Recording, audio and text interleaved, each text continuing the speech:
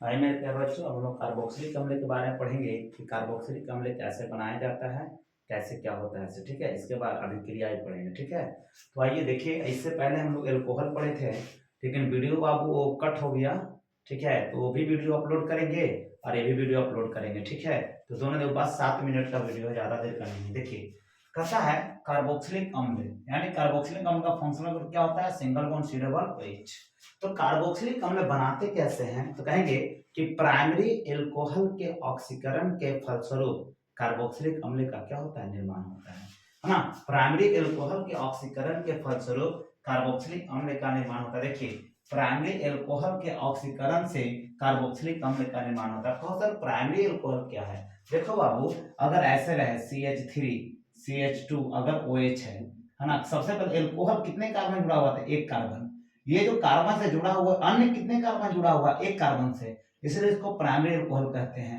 अगर इस तरह से रहता CH3 होता तो ये प्राइमरी नहीं होता, ये कौन सा अल्कोहल हो जाता? सेकेंडरी अल्कोहल हो जाता, है ना। क्योंकि जिस कार्बन से अल्कोहल जुड़ा हुआ है वो अन्य दो कार्बन से जुड़ा हुआ है, और जब वो अन्य दो कार्बन से जुड़ा हुआ रहता है तो उसको हम लोग सेकेंडरी अल्कोहल कहते हैं। ठीक है, जैसे अभी हम रिएक्शन वाला पढ़े थे कि जब एथिल अल्कोहल की अभिक्रिया है ना अम्लीय पोटेशियम परमैंगनेट की उपस्थिति में करवाते हैं तो एसिटल्डिहाइड बनता है, और एसिटल्डिहाइड को फिर अभियाव अम्लीकृत करते हैं पोटेशियम परमैंगनेट की उपस्थिति में, तो एसिटिक अम्ल का निर्माण हो जाता है ना। देखिए यहाँ मेरा आपका एसिटिक अम्ल मिल गया।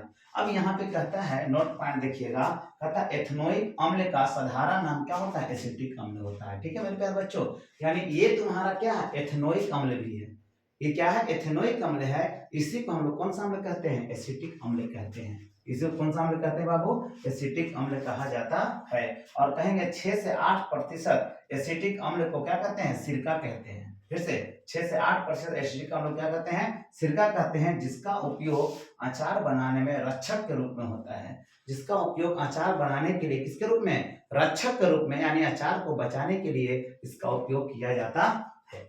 अब हम लोग पढ़ेंगे एथेनोइक अम्ल की अभिक्रियाएं। एथेनोइक अम्ल को ही क्या कहते हैं? एसिटिक अम्ल कहते हैं। ठीक है, तो कहता है पहले क्षार के साथ अभिक्रिया। हम लोग पढ़े हैं कि अम्ल जब क्षार से अभिक्रिया करता है तो क्या बनाता है? लवण और जल बनाता है। हम लोग पढ़े हैं कि अम्ल जब क्षार से अभिक्रिया करता है तो क्या बनाता है? लवण और जल बनाता है। वही चीज यहाँ भी है। देखिए कहेंगे एथेनोइक अम्ल सोडियम हाइड्रोक्साइड के साथ अभिक्रिया करके सोडियम एसीटेट तथा क्या करता है? जल बनाता है ना। सोडियम एसीटेट एक प्रकार का क्या है? लवण है। देखिए जब एथेनोइक अम्ल, जिसको हम लोग कहते हैं एसिटिक अम्ल भी, जब सोडियम हाइड्रोक्साइड से अभिक्रिया कर रहा है तो क्या बना रहा है? Sodium acetate. क्या बना रहा है मेरे प्यारे बच्चों? सोडियम एसीटेट बना रहा है, और प्लस क्या होता है? जल बना रहा है। देखो ऐसे पढ़ा जाता है, सोडियम आई तुम्हारा क्या है? एसीटेट है। सोडियम एसीटेट बना रहा है, प्लस क्या बना रहा है? जल बना रहा है। और सोडियम एसीटेट है क्या? तो कहेंगे सर सोडियम एसीटेट क्या है? लवण है। सोडियम एसीटेट क्या है मेरे प्यारे बच्चों? लवण है। ठीक है, अब है एथेनोइक अम्ल, सॉरी यहाँ दूसरा में सोडियम कार्बोनेट, है ना। सोडियम कार्बोनेट या बाइकार्बोनेट, बाइकार्बोनेट को हम लोग कहते हैं क्या, है ना, हाइड्रोजन कार्बोनेट भी कहा जाता है। सोडियम हाइड्रोजन कार्बोनेट के साथ अभिक्रिया, है ना, एथेनोइक अम्ल के साथ अभिक्रिया करके क्या बनाता है? एथेनोइक अम्ल सोडियम कार्बोनेट तथा सोडियम बाइकार्बोनेट के साथ, है ना, अभिक्रिया करके फटफटाहट के साथ कौन सा गैस, है ना, कार्बन डाइऑक्साइड गैस क्या करता है? मुक्त करता है। यानी यहाँ भी क्या बनाता है? सोडियम एसीटेट लवण बनाता है, जल बनाता है, और कार्बन डाइऑक्साइड गैस क्या करता है? मुक्त करता है। क्यों? हम लोग पढ़े हैं कि हम लोग प्रॉपर्टी अम्ल का पढ़े हैं कि जब अम्ल जो होता है धातु के कार्बोनेट या बाइकार्बोनेट से जब अभिक्रिया करता है तो लवण बनाता है, जल बनाता है, और कार्बन डाइऑक्साइड गैस क्या करते हैं मेरे प्यारे बच्चों? मुक्त करते हैं। तो यही लवण बना रहा है, जल है, और कार्बन डाइऑक्साइड गैस क्या हो रहा है? मुक्त हो रहा है। फिर हम लोग कहेंगे वही, ये तो सोडियम बाइकार्बोनेट से अभिक्रिया करवाया और सोडियम कार्बोनेट से करवाएं, फिर वही होगा, है ना, लवण बनाएगा, जल बनाएगा, कार्बन डाइऑक्साइड गैस क्या होगा? मुक्त होगा। वही गैस सर ऐसा होगा। आगे देखते हैं स्टरीकरण क्या है। स्टरीकरण क्या है? तो स्टरीकरण होता है क्या, समझिएगा। कहेंगे सांद्र सल्फ्यूरिक अम्ल, ध्यान देना, सांद्र सल्फ्यूरिक अम्ल की उपस्थिति में एसिटिक अम्ल एथिल अल्कोहल, यानी एसिटिक अम्ल जो होता है एथिल अल्कोहल, एथिल अल्कोहल का सूत्र क्या होता है? C2H5OH, C2H5OH याद रखिएगा, के साथ गर्म करने पर एथिल एसीटेट बनाता है। क्या बनाता है? एथिल एसीटेट, देखो यहाँ एथिल एसीटेट बना हुआ है, बनाता है। एस्टर बनने जो एथिल एसीटेट जो है एक प्रकार का क्या होता है, एस्टर होता है। ये एस्टर ग्रुप का यौगिक है ना, तो एस्टर होता है। एस्टर बनने की इस क्रिया को क्या कहते हैं, एस्टरीकरण कहते हैं। यानी देखिए एसिटिक अम्ल जो होता है एथिल अल्कोहल से अभिक्रिया करता है ना, तो क्या बनाता है, एथिल एसीटेट। कैसे बनता है, तो देखो यहां से जो है ना इस तरह से हटता है, हट रहा है, यानी यहाँ से OH हट रहा है, यहाँ से H हट रहा है। और ये अभिक्रिया क्या था, देखो CH3CO, CO यहाँ से वाला और एक ऑक्सीजन ये वाला बचा और C2H5 बच रहा है और प्लस क्या हुआ, जल। इसी को कहते हैं एथिल एसीटेट। यहाँ से इसको ध्यान देना, इसको एथिल पढ़ते हैं, C2H5 को एथिल पढ़ते हैं और इधर वाला तुम्हारा क्या हो गया, एसीटेट हो गया। इसी का नाम है एथिल एसीटेट। ठीक है, ये था कार्बोक्सिलिक अम्ल। अब हम लोग पढ़ना, थोड़ा सा और पढ़ना है, साबुन को लिख दिए हैं और थोड़ा अच्छा साबुन के लिए थोड़ा सा पढ़ना है, वो हम लिखेंगे आयिक अपमार्जक। बस ये दोनों पढ़ेंगे, ये चैप्टर हो जाएगा बाबू खल्लास, है ना।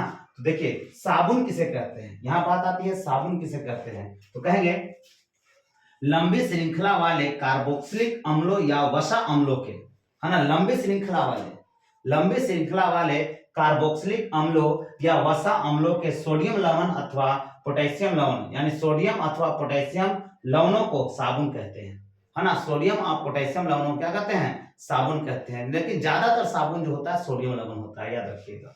ठीक है, जैसे में सामान्य साबुन कहता है अस्टियरिक अम्ल का सोडियम लवण होता है, हमने बताया था ना, कौन सा लवण होता है, सोडियम लवण होता है जनरली। पोटेशियम बहुत कम मिलेगा, सोडियम लवण ही आपको ज्यादा मिलेगा। तो साबुन को उदाहरण कौन-सी है देख लीजिए, है ना। यही ध्यान रखना, लंबी श्रृंखला वाले कार्बोक्सिलिक अम्लों या वसा अम्लों के सोडियम अथवा पोटेशियम लवणों को साबुन कहते हैं। ठीक है, साबुन जो होता है जनरली क्या होता है, एस्टेरिक अम्ल का सोडियम लवण होता है। कौन सा लवण, सोडियम लवण।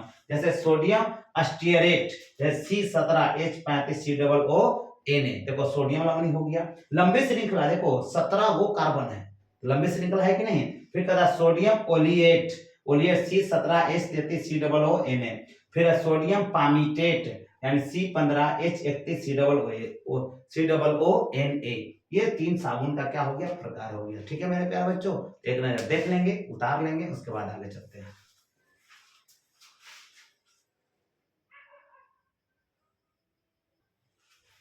मेरे प्यारे बच्चों, अब हम लोग साबुन के निर्माण के लिए आवश्यक कच्चे पदार्थ कौन कौन है, यानी किस किस से साबुन बनाए, कौन कौन से पदार्थ से साबुन बनता है आपस में मिलाने पर, उसको देखेंगे। तो देखें सबसे पहले कि साबुन के लिए तेल या वसा चाहिए, दूसरा है सोडियम हाइड्रोक्साइड चाहिए, तीसरा साधारण नमक चाहिए। तेल या वसा वही है ना, जो लंबी श्रृंखला वाला होता है उसी को हम लोग तेल क्या कहते हैं, वसा कहते हैं। ठीक है, फिर है सोडियम हाइड्रोक्साइड जिसको क्षार कहते हैं, और साधारण नमक जो लवण है। ठीक है, फिर है अच्छे साबुन के विशेषताएं क्या क्या है, यानी अच्छे साबुन के क्या क्या विशेषताएं होता है, अच्छे साबुन का गुण क्या क्या है, किसको हम अच्छा साबुन कहेंगे। तो देखिए इसके निम्नलिखित विशेषताएं, पहला है ना, मुक्त क्षार उपस्थित नहीं होता है, इसमें मुक्त क्षार नहीं होता है ना, मुक्त क्षार नहीं होता। दूसरा कहता एल्कोहल में विलय होता है, यानी जो अच्छे साबुन होते हैं वो एल्कोहल में क्या होगा बाबू, घुल जाएगा। फिर समझना, जो अच्छे साबुन होते हैं वो एल्कोहल में क्या होते हैं, घुल जाते हैं। ठीक है, फिर कहता है नमी की उपस्थिति जो इसमें 10% से अधिक नहीं होना चाहिए होती है, यानी जो अच्छे साबुन होते हैं उसमें नमी जो होता है 10% से अधिक नहीं होता है। और फिर है प्रयोग करते समय टूटता नहीं है, जो अच्छा साबुन होता है वो प्रयोग करते समय क्या होता है, नहीं टूटता है। और फिर कहता है प्रयोग करने के बाद साबुन सूखने पर फटता नहीं है, यानी साबुन अगर आप दम लगड़ के लगा लिए और लगाने के बाद रखिएगा, है ना, मान धूप में रख दिया तो साबुन अगर फट जाएगा तो समझना कि साबुन क्या है, डुप्लीकेट है, अच्छा साबुन नहीं है। अगर नहीं फटा तो समझना क्या है, अच्छा साबुन है।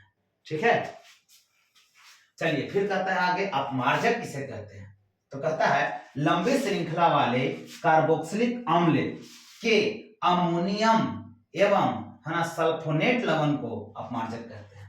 सल्फोनेट, अमोनियम एवं सल्फोनेट लवण को क्या कहते हैं, अपमार्जक कहा जाता है। वहां हम लोग करते हैं सोडियम और पोटेशियम, सोडियम पोटेशियम के लवण यानी कार्बोक्सिलिक अम्ल या वसा अम्ल के सोडियम और पोटेशियम लवण को साबुन कहते हैं। लेकिन यहाँ कहता है ना, कार्बोक्सिलिक अम्ल के अमोनियम एवं सल्फोनेट लवण को क्या कहते हैं, अपमार्जक कहते हैं। जैसे में सोडियम लॉरिक सल्फेट, देखो ये लॉरिक सल्फेट है, ये सल्फोनेट लवण यही है, lauric sulphate, sodium lauric sulphate, sodium है ना सिटाइल सल्फेट यानी C16H33OSO3Na है ना, ये दो अपमार्जक का क्या उदाहरण है। कहता है अमार्जक कठोर जल में भी क्या होता है, पर्याप्त झाग देता है। देखो साबुन जो होता है कठोर जल, कठोर कहने का मतलब जो खारा जल होता है उसमें झाग नहीं देता, फेन ज्यादा नहीं देता है, लेकिन अपमार्जक जो होता है कठोर जल में भी है ना अधिक झाग देता है और आसानी से उसको क्लीन कर सकता है, साफ कर सकता है। मेरे प्यारे बच्चों बात समझ में आ रही है। अपमार्जक बढ़िया से झाग देता है लेकिन साबुन झाग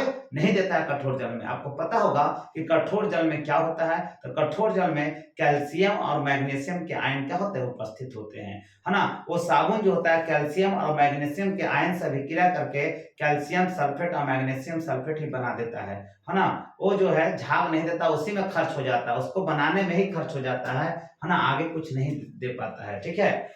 लेकिन अपमार्जक जो है झाग देता है। देखो नोट, आप पढ़े होंगे कि अपमार्जक ने साबुन का स्थान ले लिया क्यों। एक सवाल भी देता है कि अपमार्जक ने साबुन का स्थान ले लिया क्यों, यानी साबुन के जगह पर ज्यादातर अपमार्जक का उपयोग होने लगा है क्यों। इसका देखो क्या करना है, अपमार्जक ने साबुन का स्थान ले लिया, इसका निम्नलिखित कारण है ना। पहला कारण, अपमार्जक कठोर जल के साथ पर्याप्त झाग देता है जबकि साबुन कठोर जल के साथ आसानी से झाग नहीं देता।